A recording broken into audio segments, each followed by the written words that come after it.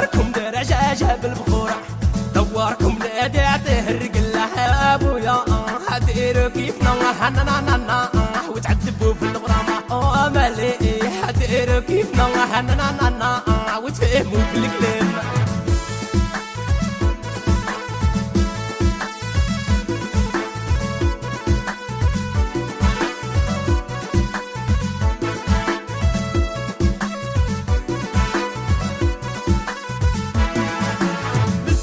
احتف من نشوفها